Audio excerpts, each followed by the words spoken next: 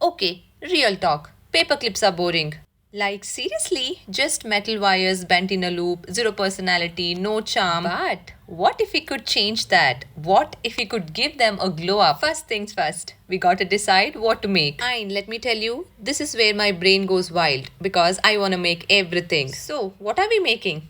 A donut? A cat? A tiny cactus? Or a mini alien? None of this because I respect my sleep schedule, so I decided to calm down and stick to just three designs: a mushroom, a frog, and a heart. So you might be wondering why these three?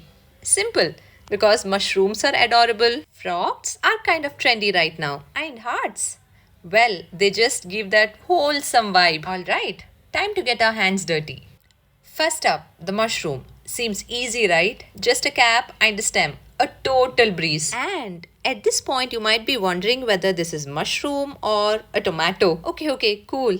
Breathe, focus, and a little tweaking here, smoothing there. And yes, finally, we have mushroom success. Okay, guys, I found bit difficult to stuck the stem and cap together, but that's okay. After lots of effort, I was able to stuck them together. And then the most satisfying part, we have to attach this cutie to their new home, that is the paper clips. And finally, after a lot of effort and some serious mushroom surgery, boom, the cute little mushroom baby is ready to go. Okay, and what's next? The frog. He starts as just a tiny green blob, but with a little bit of magic. And by magic, I mean poking and pressing clay for 5 minutes straight. And you need a round body, two tiny legs, and of course, the big frog eyes. Because let's be real, a frog without those big, I know your secret eyes, is just a green blob. And guys, let me be real. Sticking of the tiny feet and those big eyes was the most difficult, like not so difficult, but still not so easy part for me because I'm not relying on much clay tools here and I'm just using my hands to stick on that, which was quite difficult task for me to do. It's done. It's time to attach those paper clips to this cute model. And ta-da! Our cute little Mr. Frog is ready. Okay, but something is missing. Yes, those cute eyes. Okay, now it's super perfect.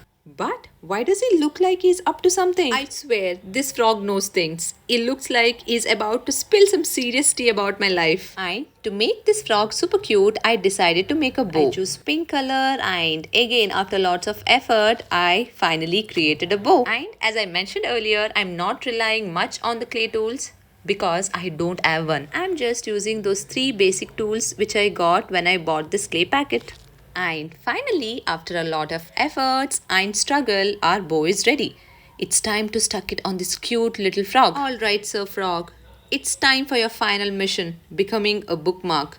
Let's do it. So guys, tell me, isn't this the cutest frog that you have ever seen? And lastly, I thought of making a heart. The most difficult part here was to choose the color. I wanted to make a light blue heart, which I didn't add in my clay, so I had to mix blue and white to get the desired color. And while making this, everything was very easy until I tried making it perfectly symmetrical. Oh my god, why is symmetry so hard?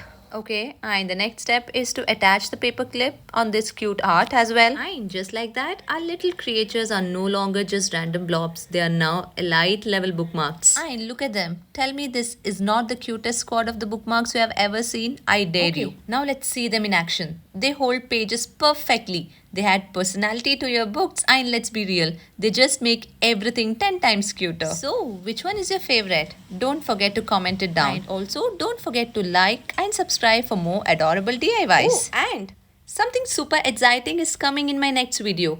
Can you guess what it is? Stay tuned. See you in the next one. Bye.